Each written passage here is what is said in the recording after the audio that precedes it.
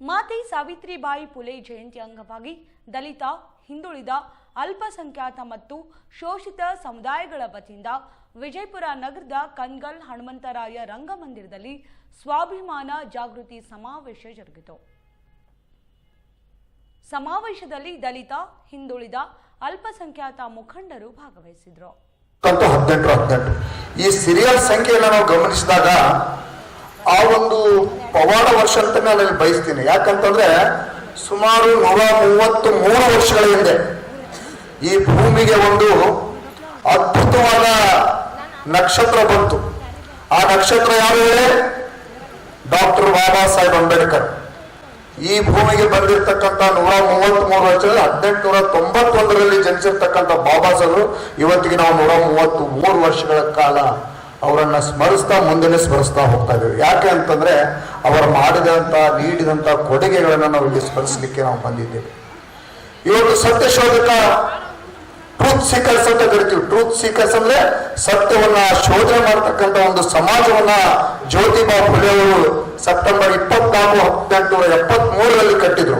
ಅದಕ್ಕೆ ನಾನು 3 ಸೀರಿಯಲ್ ಅಂಕಿಗಳನ್ನ ಹೇಳಿದೆ ನಿಮಗೆ. 1873ರಲ್ಲಿ ಸೆಪ್ಟೆಂಬರ್ 24ಕ್ಕೆ ಸತ್ಯಶೋಧಕ ಸಮಾಜವನ್ನ ಜ್ಯೋತಿಬಾ ಫುಲೆ ಅವರು ಕಟ್ತಾರೆ.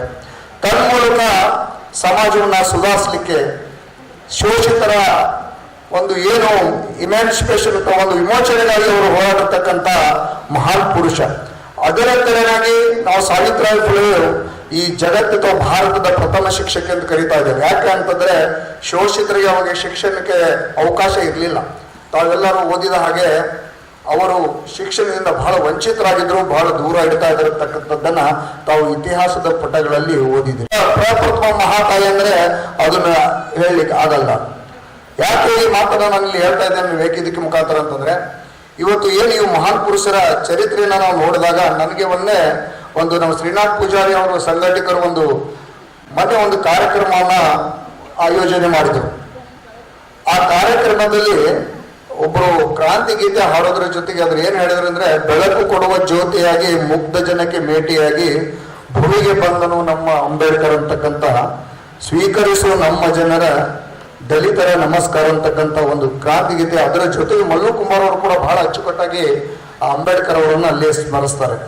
ನಾನಿಲ್ಲಿ ಹೇಳೋದು ಇಷ್ಟೇ ಅಂತಂದ್ರೆ, ಯಾವ ಡಾಕ್ಟರ್ ಬಾಬಾ ಸಾಹೇಬ್ ಅಂಬೇಡ್ಕರ್ ಅವರು 1891ರಲ್ಲಿ ಜನಿಸಿದ್ರು, ಸುಮಾರು ಅವರು ಸಂವಿಧಾನ ಬರೆಯೋದ್ರೊಳಗೆ ಕಾನೂನು ಮಂತ್ರಿ ಆಗೋದು ಹೇಳಿಕೊಂಡು ಅವರನ್ನ ನಾವು ಅವರ ಹೋರಾಟಗಳನ್ನ 3 ಕ್ಲಾಸಿಫಿಕೇಶನ್ ಆಫ್ ದೇರ್ ಇದನ್ನಂತ ಹೇಳ್ತೀವಿ ನಾವು. ಏನಂತಂದ್ರೆ, ನಾವು ಅವರನ್ನ ಶಿಕ್ಷಣ ಸಂಘಟನೆ ಹೋರಾಟದ ಮೂಲಕ ನಮ್ಗೆಲ್ಲರನ್ನ ಎಚ್ಚರಿಸತಕ್ಕಂಥ ಮಾತು ಒಂದೆಡೆ ಆದ್ರೆ, ಅವರ ಸಾಮಾಜಿಕ ಹೋರಾಟ, ರಾಜಕೀಯ ಹೋರಾಟ ಮತ್ತು ಧಾರ್ಮಿಕ ಹೋರಾಟವನ್ನ ಈ ಜಗತ್ತು ಎಂದೂ ಅಲ್ಲಗಳೆಯಲಿಕ್ಕೆ ಸಾಧ್ಯವಿಲ್ಲ. ಯಾಕೆ ಅಂತ ಹೇಳಿದ್ರೆ, ಈ ಜಗತ್ತಿನ ಅತ್ಯಂತ ಶಿಕ್ಷಣ ತಜ್ಞ ಯಾರು ಅಂತಂದ್ರೆ ಅಂಬೇಡ್ಕರ್ ಅವರು. ಯಾಕೆ ಹೇಳ್ತಾ ಇದ್ದೀನಿ ಮಾತುಗಳಲ್ಲಿ, ಜಗತ್ತಿನಲ್ಲಿ 32 ಪದವಿಗಳನ್ನು ಅಂಬೇಡ್ಕರ್ ಅವರು ಪಡೆದ್ರು. ನಾವು 1-2 ಪದವಿ ಪಡೆಬೇಕಾದ್ರೆ ನಮ್ಗೆ ಆಗ್ತಾ ಇಲ್ಲ. ಅಂತ ಒಂದು ಕಾಲಘಟ್ಟದಲ್ಲಿ ಅವರು 32 ಪದವಿಗಳನ್ನ ಪಡೆದಿರ್ತಕ್ಕಂಥ ಅಂಬೇಡ್ಕರ್ ಅವರು ಇಂದಿಗೂ ಇವತ್ತು ಅವರು ಜೀವಂತ ಇರೋದಕ್ಕಿಂತ ಅವರ ದೈವಾಧೀನ ಅಂತ ಅವರ ನಾವು ಬುದ್ಧನ ಮಹಾಪರಿನಿರ್ವಾಣ ಅಂತ ನಾನು ಹೇಳಲಿಕ್ಕೆ ಬಯಸ್ತೀನಿ. ಅವರ ಜೀವಂತ ಇರುವಿಕೆಗಿಂತ ಈಗಿನ ಅಂಬೇಡ್ಕರ್ ಬಹಳ ಶಕ್ತಿಶಾಲಿ ಆಗಿದ್ದಾರೆ ಅಂತ ಹೇಳಲಿಕ್ಕೆ ಬಯಸ್ತಾ ಇದ್ದೀನಿ ನಾನು. ಮೀಟಿಂಗ್ ಅನ್ನ ನಾವು ಜಲ್ದಿ ಮುಗಿಸ್ಕೊಂಡು ಈ ಕಡೆ ಬಂದಿವಿ. ಮೀಟಿಂಗ್ ನಡೀತಾ ಇದೆ. ಇಲ್ಲಿ ನನಗೆ ಬಹಳ ಆತ್ಮೀಯರು ಮತ್ತೆ ನಾನು ಬಹುಜನ ಚಳವಳಿ ಕಡೆಗೆ ಅಂದ್ರೆ ಈ ಹೋರಾಟದ ಕಡೆಗೆ ಆಕರ್ಷಿತನಾಗಿ ಈ ಚಳವಳಿಯಲ್ಲಿ ತೊಡಗಿಸ್ಕೊಳ್ಳಿಕ್ಕೆ ಕಾರಣೀಕರ್ತರಾಗಿರ್ತಕ್ಕಂಥ ನಮ್ಮ ಒಬ್ಬ ಸಹೋದರರು, ಸುಮಾರು ಒಂದು 25-26 ವರ್ಷದ ನಮ್ಮ ಗೆಳೆತನ ಪರಶುರಾಮ್ ಮಹಾರಾಜನ್ ಸರ್ ಅವರು ಇದೇ ರಂಗಮಂದಿರದಲ್ಲಿ 2000ನೇ ಇಸ್ವಿ ಒಳಗಡೆ ಫಸ್ಟ್ ಒಂದು ನಾಟಕವನ್ನು ಪ್ರದರ್ಶನ ಮಾಡಿ 24 ವರ್ಷಗಳ ಹಿಂದೆ ನಾನೇ ಸ್ವತಃ ಜ್ಯೋತಿಬಾ ಫುಲೆ ಪಾತ್ರಧಾರಿಯಾಗಿ ಈ ನಾಟಕವನ್ನು ಪ್ರದರ್ಶನ ಮಾಡಿದ್ದೆ. ಆ ನಾಟಕದ ನಿರ್ದೇಶಕರು ಕೂಡ ಪರಶುರಾಮ್ ಮಹಾರಾಜನ್ ಸರೇ ಆಗಿದ್ರು. ಬಹಳ ಅಚ್ಚುಕಟ್ಟಾಗಿ ಮೂಡಿ ಬಂದಿತ್ತು ನಾಟಕ. ಆ ನಾಟಕದಿಂದ ಇನ್ಸ್ಪೈರ್ ಏನೋ ಗೊತ್ತಿಲ್ಲ, ಅಲ್ಲಿ ಬಂದಿರತಕ್ಕಂಥವ್ರು ಎಲ್ಲರೂ ಕೂಡ ಒಳ್ಳೊಳ್ಳೆ ಒಂದು ಸಮಾಜಮುಖಿ ಕಾರ್ಯದಲ್ಲಿ ತೊಡಗಿಸ್ಕೊಂಡ್ವಿ. ಆ ತೊಡಗಿಸಿಕೊಳ್ಳುವಿಕೆನೆ ಮುಂದೊಂದು ದಿನ ಈ ಏರಿಳಿತಗಳು ಸಮಾಜದಲ್ಲಿ ಹೊಸ ಮಾದರಿಗಳನ್ನು ಕಟ್ಟುವಾಗ ಹಲವಾರು ಏರಿಳಿತಗಳು ಆಗ್ತವೆ. ಮಾದರಿಗಳು ಹೊಸ ಬಗೆಯಾಗಿರ್ತದೆ. ಜನರು ಸ್ವೀಕಾರ ಮಾಡೋದು ಒಂದು ಕಡೆ ಆದ್ರೆ ಅದಕ್ಕೆ ಸಂಪನ್ಮೂಲ ಕೊರತೆ ಆಗಿರ್ಬೋದು, ಸಂಪನ್ಮೂಲ ವ್ಯಕ್ತಿಗಳ ಕೊರತೆ ಆಗಿರ್ಬೋದು. ಇವೆಲ್ಲ ಕಾರಣದಿಂದ ಚಳುವಳಿಗಳು ಏರಿಳಿತಗಳಾಗಿರ್ತವೆ. ಯಾವುದೂ ಕೂಡ ಏರೋಪ್ಲೇನ್ ಮೋಡದಲ್ಲಿ ಹಿಂಗೆ ಹೋಗಲ್ಲ. ಅದು ಕೆಳಗಡೆ ಬರ್ತದೆ, ಮತ್ತೆ ಏಳುತ್ತದೆ, ಮತ್ತೆ ಬೀಳ್ತದೆ. ಅಲೆ ಅಲೆಯಾಗಿ ಬಳಸ್ತಕ್ಕಂಥದ್ದು ಈ ಚಳುವಳಿಗಳು. ಸಮಾಜದಲ್ಲಿ ನಾವು ಕಟ್ಟುವಂತ ಎಲ್ಲ ಚಳುವಳಿಗಳು ಹಾಗೆ ಇರ್ತವೆ. ಮಹಿಳಾ ಚಳುವಳಿ ಆಗಿರ್ಬೋದು, ವಿದ್ಯಾರ್ಥಿ ಚಳುವಳಿ ಆಗಿರ್ಬೋದು, ಕಾರ್ಮಿಕ ಚಳುವಳಿ, ಇವೆಲ್ಲವುಗಳು ಕೂಡ ಅಸಂಘಟಿತ ಚಳುವಳಿಗಳು. ಇವೆಲ್ಲ ಈ ಚಳುವಳಿಗಳ ಮಾದರಿಗಳನ್ನು ತಿಳಿಸಿಕೊಟ್ಟಿರ್ತಕ್ಕಂಥ ನಮ್ಮ ಪರಶುರಾಮ ಮಹಾರಾಜನ್ ಸರ್ ಅವರಿಗೆ ಮೊದಲನೇದಾಗಿ ಧನ್ಯವಾದಗಳು. ಅದು ನಮ್ಮ ಪಕ್ಕದ ಬಾಗಲಕೋಟೆ ಜಿಲ್ಲೆಯವರಾಗಿದ್ರು ಕೂಡ ನಾವು ಅವ್ರನ್ನ ಪದೇ ಪದೇ ವಿಜಯಪುರ ಜಿಲ್ಲೆಗೆ ಕರೆಸ್ಕೊಳ್ಬೇಕಾಗ್ತದೆ. ಆ ಕೆಲಸವನ್ನು ನಾವೆಲ್ಲರೂ ಕೂಡ ಮಾಡಿದ್ರೆ ಇವು ಎಲ್ಲ ಒಂದು ಲಿಂಕ್ ಐತಿ. ನಾವು ನೀವೆಲ್ಲರೂ ಕೋರೆಗಾಂವ್ ವಿಜಯೋತ್ಸವದ ಬಗ್ಗೆ ಕೇಳಿರಿ ಅಥವಾ ಕೋರೆಗಾಂವ್ ಬಗ್ಗೆ ಓದಿರ್ತೀರಿ. ಕೋರೆಗಾಂವ್ ಬಹಳ ದೊಡ್ಡ ಪ್ರಚಾರ ತಗೊಂಡದ್ದು 2018ರಿಂದ. ಬಹುಶಃ ಅದಕ್ಕಿಂತ ಮುಂಚೆ ನಮ್ಮಂಥವ್ರು ಹೋರಾಟಗಾರರು ತಿಳ್ಕೊಂಡವರು ಅಲ್ಲೆಲ್ಲೇ ಒಂದು ಸಣ್ಣ ಸಣ್ಣ ಕಾರ್ಯಕ್ರಮ ಮಾಡ್ತಿದ್ವಿ. ಆದರೆ ಇಡೀ ಪ್ರಪಂಚಕ್ಕೆ ಕೋರೆಗಾಂವ್ ಮತ್ತೆ ಕೋರೆಗಾಂವ್ ಹೋರಾಟ ಮಾಡಿರ್ತಕ್ಕಂತಹ ಆ ಮಹಾರ್ ವೀರರ ಬಗ್ಗೆ ಇಡೀ ಪ್ರಪಂಚ ತಿಳ್ಕೊಳ್ಳುವಂಗಾಗಿದ್ದು 2018. 2018 ಯಾಕೆ ಹೇಳ್ತೀನಂದ್ರೆ 1818ರಿಂದ 2018ಕ್ಕೆ 200 ವರ್ಷ ಆಗಿತ್ತು. ಆ 200 ವರ್ಷದ ಕಾರ್ಯಕ್ರಮನ ದ್ವಿಶತಮಾನೋತ್ಸವ ಕಾರ್ಯಕ್ರಮ ಅಂತೇಳಿ ಕೋರೆಗಾಂವ್ದೊಳಗೆ ಬಹಳ ದೊಡ್ಡ ಪ್ರಮಾಣದೊಳಗೆ ಮಾಡಬೇಕು ಅಂತೇಳಿ ತಯಾರಿ ನಡೆದಿತ್ತು. ಆ ತಯಾರಿಯನ್ನ ಅಂಬೇಡ್ಕರ್ ವಾದಿ ಚಿಂತಕರು, ಚಳವಳಿಗಾರರು ಎಲ್ಲರೂ ಕೂಡಿ ಒಟ್ಟಾಗಿ ಮಾಡಕತ್ತಿದ್ರು. ಅಲ್ಲಿ ಒಂದು ಗದ್ದಲ ಕ್ರಿಯೇಟ್ ಮಾಡ್ಬೇಕಂತೇಳಿ ಅವೈದಿಕ ಪರಂಪರೆಯನ್ನ ಜೀವಂತ ಇಡ್ಲಿಕ್ಕೆ, ಏನೋ ವೈದಿಕ ಪರಂಪರೆಯನ್ನ ಜೀವಂತ ಇಡ್ಲಿಕ್ಕೆ ಹಿಂದುತ್ವದ ಹೆಸರ ಮೇಲೆ ಸಮಾಜವನ್ನ ವಿಚಿತ್ರ ಮಾಡತಕ್ಕಂತಹ ಶಕ್ತಿಗಳು ಅಲ್ಲಿ ಏನಾದರೂ ಗದ್ದಲ ಹಾಕ್ಬೇಕು ಅಂತೇಳಿ ಅವ್ರದ್ದು ಒಂದು ಟೀಮ್ ಕೆಲಸ ಮಾಡಕತ್ತೀವಿ. ಆ ಟೀಮ್ ಏನ್ ಕೆಲಸ ಮಾಡ್ತೀವಿ ಅಂತಂದ್ರೆ, ನಿಮಗೊಂದು ಸಣ್ಣ ಇತಿಹಾಸದ ತುಣುಕನ್ನ ನೆನಪು ಮಾಡಬೇಕು. ಛತ್ರಪತಿ ಶಿವಾಜಿ ಮಹಾರಾಜರ ಹೆಸರನ್ನ ನೀವು ಕೇಳಿರಿ. ಅವ್ರ ಮಗ, ಹಿರಿಯ ಮಗ ಸಂಭಾಜಿ ಮಹಾರಾಜನ ಬಗ್ಗೆ ಬಹಳಷ್ಟು ಜನ ಕೇಳಿಲ್ಲ. ಸಂಭಾಜಿ ಮಹಾರಾಜ ಹೋರಾಟ ಮಾಡಿದ್ದಾಗಿರಿ ಅಥವಾ ಆತ ರಾಜ್ಯಭಾರ ಮಾಡಿರುವುದು ಬರೀ 9 ವರ್ಷ. 9 ವರ್ಷದ ಆತನ ರಾಜ್ಯಭಾರದಲ್ಲಿ 120 ಯುದ್ಧಗಳನ್ನು ಆತ ಮಾಡ್ಯಾನ. ಶೂದ್ರ ಸಮುದಾಯಗಳ ಬಗ್ಗೆ ಬಹಳಷ್ಟು ಕಾಳಜಿಯನ್ನು ಇಟ್ಟುಕೊಂಡಿರ್ತಕ್ಕಂಥ ರಾಜ. ಔರಂಗಜೇಬನ ವಿರುದ್ಧ ಯುದ್ಧಗಳನ್ನು ಮಾಡಿ ಬಹಳಷ್ಟು ಪ್ರಾಂತ್ಯಗಳನ್ನ ಕಸಿಕೊಂಡು ಔರಂಗಜೇಬನ 8 ಲಕ್ಷ ಸೈನಿಕರಿಗೆ ಕೇವಲ 8,000 ಸೈನಿಕರ ಮೂಲಕ ಬಹಳ ದಿಟ್ಟವಾಗಿರ್ತಕ್ಕಂತಹ ಪ್ರತಿಭಟನೆಯನ್ನ ಮಾಡಿರ್ತಕ್ಕಂಥ ರಾಜ. ಪೇಶ್ವೆ ಅಥವಾ ಆಗಿರ್ತಕ್ಕಂತಹ ಆಸ್ಥಾನದ ಕೆಲವು ಅಧಿಕಾರಿಗಳ ಮೂಲಕ ಪಿತೂರಿಗೆ ಒಳಗಾಗಿ ಔರಂಗಜೇಬನಿಗೆ ಅವನ್ನ ಹಿಡಿದುಕೊಡ್ತಾನೆ. ಔರಂಗಜೇಬ ಆತನಿಗೆ ಹೇಳ್ತಾನ, ನನ್ನಿಂದ ನೀನು ಏನೇನು ಕಸ್ಕೊಂಡಿಯಲ್ಲ ಎಲ್ಲ ರಾಜ್ಯಗಳನ್ನ ವಾಪಸ್ ಕೊಡು, ಆ ಎಲ್ಲ ಸಂಪತ್ತನ್ನ ವಾಪಸ್ ಕೊಡು, ನಾನು ಹೇಳ್ದಂಗೆ ನೀನು ಕೇಳಬೇಕು. ಕೇಳೋದಿಲ್ಲ ಅಂತ ಹೇಳಿದ ಸಂಭಾಜಿ ಮಹಾರಾಜ. ಸಂಭಾಜಿ ಮಹಾರಾಜ ಔರಂಗಜೇಬನ ಮಾತನ್ನ ಕೇಳದೆ ಇದ್ದಾಗ ಆತನನ್ನ 5 ತುಂಡುಗಳಾಗಿ ಕತ್ತರಿಸಾಕ್ತಾನೆ. 2 ಕೈಗಳನ್ನ ಕಡಿದು 2 ಕಾಲುಗಳನ್ನ ಕಡಿದು ರುಂಡಾನು ಕೂಡ ಕಡಿತಾನೆ. ಕಡಲು ಪೂನಾ ಮತ್ತು ಕೋರೆಗಾಂವ್ ಮಧ್ಯದಲ್ಲಿ ಒಳು ಬದ್ರು ತಕ್ಕ ಒಂದು ಊರೈತಿ.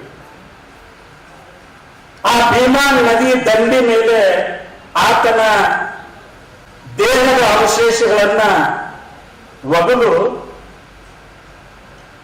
ಯಾರು ಕೂಡ ಸಂಸ್ಕಾರವನ್ನ ಮಾಡಬಾರದು. ಒಂದು ವೇಳೆ ಸಂಭಾಜಿ ಮಹಾರಾಜನ ದೇಹಕ್ಕೆ ಸಂಸ್ಕಾರವನ್ನ ಮಾಡಿದರೆ ಅವರನ್ನ ಗಲ್ಲಿಗೆ ಏರಿಸ್ತೇನೆ ಅಂತೇಳಿ ಆದೇಶವನ್ನ ಮಾಡ್ತಾನೆ.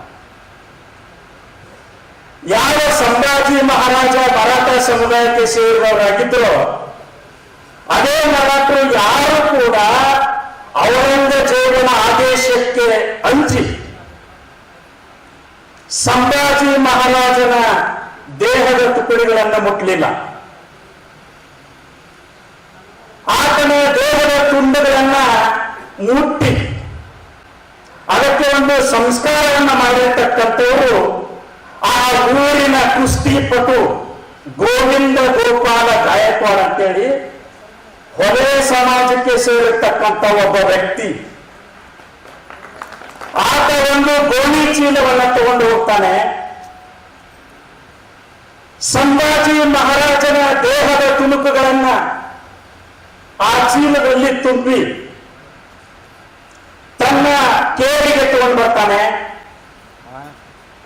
ಬಲಗೈಯನ್ನ ಬಲಗಿನ ಭಾಗದಲ್ಲಿ ಡಬ್ಬದಿಂದ ಹೊಲಿತಾನೆ, ಎಡಗೈಯನ್ನ ಹೊಲಿತಾನೆ, ಕಾಲುಗಳನ್ನ ಹೊಲಿತಾನೆ, ರುಂಡವನ್ನ ಮುಂದಕ್ಕೆ ಹಚ್ಚಿ ಡಬ್ಬನ ಮೇಲೆ ಹೊಲಿತಾನೆ. ಅಲ್ಲಿರ್ತಕ್ಕಂಥ ಊರಿನವ್ರಿಗೆ ಕೇಳ್ತಾನೆ, ಇದನ್ನ ಸಂಸ್ಕಾರ ಮಾಡ್ಲಿಕ್ಕೆ ಒಂದಿಷ್ಟು ಜಾಗ ಕೊಡ್ರಿ ಅಂತೇಳಿ. ಯಾರು ಕೂಡ ಜಾಗವನ್ನ ಕೊಡ್ಲಿಕ್ಕೆ ಮುಂದೆ ಬರಲಿಲ್ಲ. ಜಾಗ ಕೊಡದೇ ಇದ್ದಾಗ ತನ್ನ ಮನೆಯ ಮುಂದುಗಡೆ ಆತನ ಹೆಣವನ್ನ ಸಂಸ್ಕಾರ ಮಾಡ್ತಾನೆ. ಇತಿಹಾಸದಲ್ಲಿ ಮುಚ್ಚಿ ಹೋಗಿರ್ತಕ್ಕಂತಹ ಸತ್ಯ ಇದು. ಯಾರು ಮರಾಠ ಸಾಮ್ರಾಜ್ಯ ಹಿಂದೂಗಳ ಪುನರುತ್ಥಾನವಾದಿ ಸಾಮ್ರಾಜ್ಯ ಅಂತೇಳಿ ಕರೀತಾ ಇದ್ರು, ಅದೇ ಜನ ಸಂಭಾಜಿ ಮಹಾರಾಜನ ಶವ ಸಂಸ್ಕಾರಕ್ಕೆ ಬರದೇ ಇದ್ದಾಗ ಆತನ ದೇಹಕ್ಕೆ ಸಂಸ್ಕಾರ ಮಾಡಿದವರು ಮಹರು. ಆತನ ಸಂಸ್ಕಾರಕ್ಕೆ ಜಾಗವನ್ನು ಕೊಡದೇ ಇದ್ದಾಗ ತನ್ನ ಮನೆ ಮುಂದೆ ಗೋರಿಯನ್ನ ಮಾಡಿ ಆತನ ಹೆಣವನ್ನ ಸಂಸ್ಕಾರ ಮಾಡಿದ. ಮರನೇ ದಿನನೇ ಗೋವಿಂದ ಗೋಪಾಲನನ್ನ ಹ್ಯಾಂಗ್ ಮಾಡ್ತಾರೆ, ಜೈಲಿಗೆ ಗಲ್ಲಿಗೆ ಏರಿಸ್ತಾರೆ ಔರಂಗಜೇಬನ ಸೈನಿಕರು. ಆತನ ಹೆಣನು ಕೂಡ ಅವನ ಪಕ್ಕನ ಇತ್ತು, ಅಲ್ಲೇ ಸಮಾಧಿ ಆಗ್ತದೆ. ಯಾರು ಸಂಭಾಜಿ ಮಹಾರಾಜನ ಸಮಾಧಿ ದರ್ಶನಕ್ಕೆ ಬರ್ತಾರೋ ಅವರೆಲ್ಲರೂ ಸಂಭಾಜಿ ಮಹಾರಾಜ್ ಕಿ ಜೈ ಅಂತ ಹೇಳ್ತಾ ಹೇಳ್ತಾ ಗೋವಿಂದ ಗಾಯಕ್ವಾಡ್ ಮಹಾರಾಜ್ ಕಿ ಜೈ ಅಂತ ಹೇಳಕ್ ಚಾಲು ಮಾಡಿದ್ರು. ವಜ್ಜಲ್ರವರ ವೇದಿಕೆಯನ್ನ ಅಲಂಕರಿಸಬೇಕಾಗಿ ಅವರಿಗೆ ವಿನಂತಿಯನ್ನು ಮಾಡ್ತಾ ಇದ್ದೇವೆ.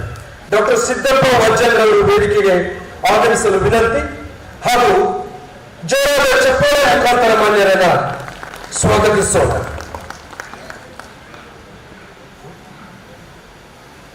ಹಾಗೆಯೇ ಮಾಧ್ಯಮದ ಸಹೋದರರು ಆಗಮಿಸಿದ್ದೀರಿ, ತಮಗೂ ಕೂಡ ಈ ಕಾರ್ಯಕ್ರಮಕ್ಕೆ ಹಾರ್ದಿಕ ಸ್ವಾಗತವನ್ನು ಬಯಸ್ತಾ ಈ ಕಾರ್ಯಕ್ರಮವನ್ನ ಸಸಿಗೆ ನೀರುಣಿಸುವುದರ ಮುಖಾಂತರ ಉದ್ಘಾಟಕರಾಗಿ ಆಗಮಿಸಿರುವ ಮಾನ್ಯ ಶ್ರೀ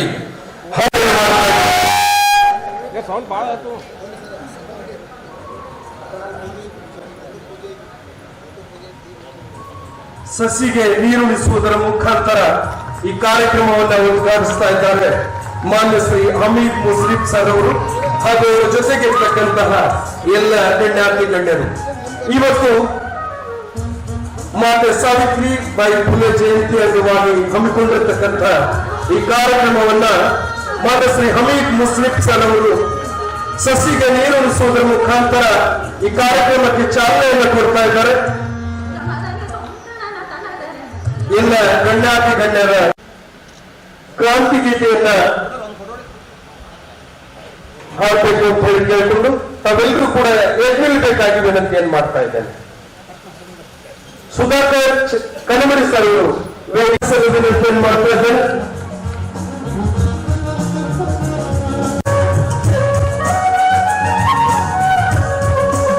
ಕಾರ್ಯಕ್ರಮದ ಅಧ್ಯಕ್ಷ ಉಕ್ಕಿರವರಿಗೆ ಸುರೇಶ್ ಮಸೂತಿರವರು ಗೌರವಿಸಬೇಕಾದವರಲ್ಲಿ ವಿನಂತಿಯನ್ನು ಮಾಡ್ತಾ ಇದ್ದಾರೆ.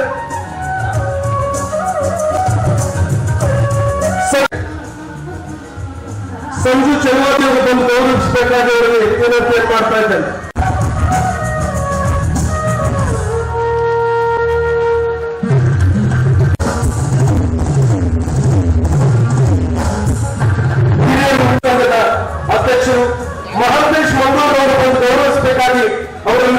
ಮಾಡ್ತಾ ಇದ್ದೇನೆ. ಸಹೋದರಿ ಆತ್ಮೀಯರು ನಾಗರಿಕರ ನಮ್ಮೂರವರಿಗೆ ವಿವೇಕ್ ಶಾಪುರ್ ಅವರು ಬಂದು ಗೌರವಿಸಬೇಕಾಗಿ ವಿನಂತಿಯನ್ನು ಮಾಡ್ತಾ ಇದ್ದೇನೆ.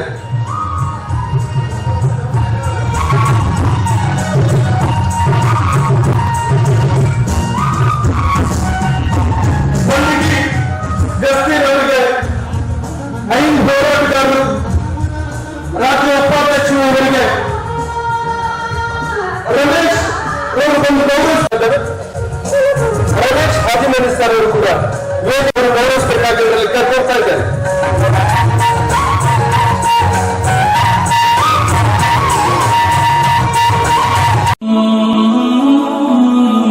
ಹಜರತ್ ಖಾನ್ ಬಾಬಾ ತಂತ್ರ ಮಂತ್ರದ ಪ್ರಸಿದ್ಧಿ ಪಡೆದ ಮಹಾಗುರುಗಳು.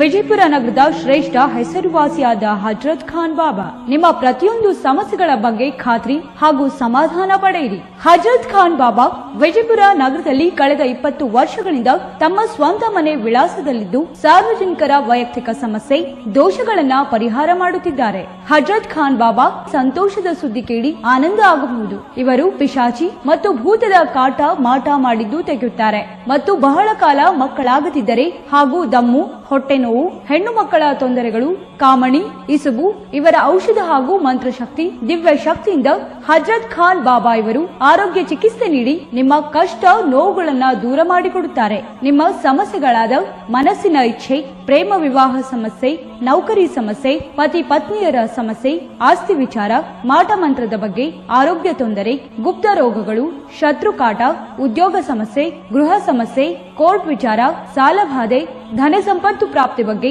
ಸಂತಾನ ಪ್ರಾಪ್ತಿ ಬಗ್ಗೆ, ರೋಗಿಗೆ ಔಷಧ ನಾಟುವ ಬಗ್ಗೆ, ವಿವಾಹ ಸಮಸ್ಯೆ, ವಿದ್ಯೆ ಸೇರಿದಂತೆ ಈ ಎಲ್ಲಾ ಪ್ರತಿಯೊಂದು A to Z ಸಮಸ್ಯೆಗಳ ಬಗ್ಗೆ ಖಾತ್ರಿ ಹಾಗೂ ಸಮಾಧಾನ ಪಡೆಯಿರಿ. ಹಜರತ್ ಖಾನ್ ಬಾಬಾ ಕಳೆದ 2 ದಶಕಗಳಿಂದ ತಮ್ಮ ಸ್ವಂತ ಮನೆ ವಿಳಾಸದಲ್ಲಿದ್ದು ಸಾರ್ವಜನಿಕರ ವೈಯಕ್ತಿಕ ಸಮಸ್ಯೆ ದೋಷಗಳನ್ನ ಪರಿಹಾರ ಮಾಡುತ್ತಿದ್ದಾರೆ. ನಿಮ್ಮ ಸಮಸ್ಯೆಗಳ ಪರಿಹಾರಕ್ಕೆ ಕರೆ ಮಾಡಿ ಪರಿಹಾರ ಪಡೆದುಕೊಳ್ಳಬಹುದು. Mobile number 9972183841. ಸ್ವಂತ ಮನೆ ವಿಳಾಸ Hazrat Khan Baba Sainik school first gate bus stop, Ibrahim Roza back side, Horti plot, Rahim Nagar, Vijayapura.